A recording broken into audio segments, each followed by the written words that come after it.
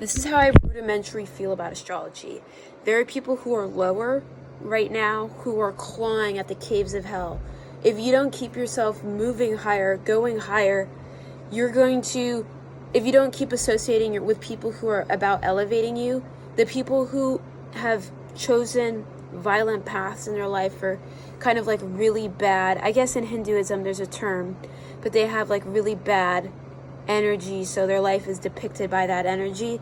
Those people are lower than ever vibrationally, and because we've elevated as a consciousness to the new earth paradigm, we're a lot higher, so we have to maintain the elite status in the high noble life. And what does that mean?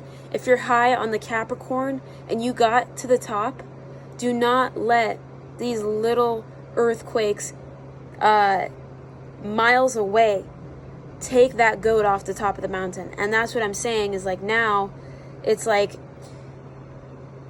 stay with the elite group, and it's the pain of sometimes the wind of Saturn and Aquarius keeping the hoof kind of disenchanted by the rock. But you have to realize the hoof and the rock were made by the same person, God himself. And that's the thing. It's like, how do you know when somebody is going to have a mental breakdown, emotional breakdown? We'll look at the trends of what's happening in the world and look at how often it's happening, and then look at your routine. And you really have to have the ability to be present, and things are being gridded more than ever, and people are claiming territory. So have a nice space. I always say having a really strong fourth house, it's called the IC in astrology, having that strong base will help your career accelerate.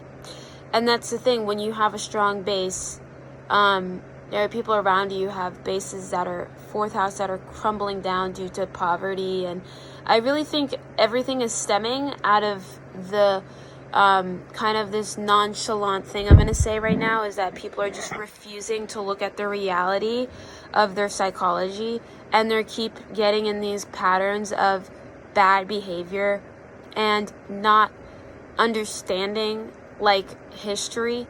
And people are like, this is so random. Look at the history of people and mankind. That's why I'm making these videos for you, because the history of mankind says it all. Hopefully this history of love video will ignite you why women right now are so protective of themselves, are not so engaged in these toxic relationships, why women are pulling back from dating. And it's because society has always made women feel negative towards themselves, whether it be Persian or Mesopotamian. I think there are some societies which were a bit more controlled and balanced, like more Eastern, like in ancient India has a stronger rudimentary of balance and kind of just more spiritual conceptualization of love. But yeah, I think now is the time to get more spiritual about your needs and be like, if the energy's not there, like, do not keep pushing it, but realize that it will be uncomfortable because we're still in Pluto and Capricorn, which means there is a rebirth of like government and all those things. And on a microcosmic level, like, just be mindful of your energy. If you have a lot of retrogrades, you might need to take some time out in your chart.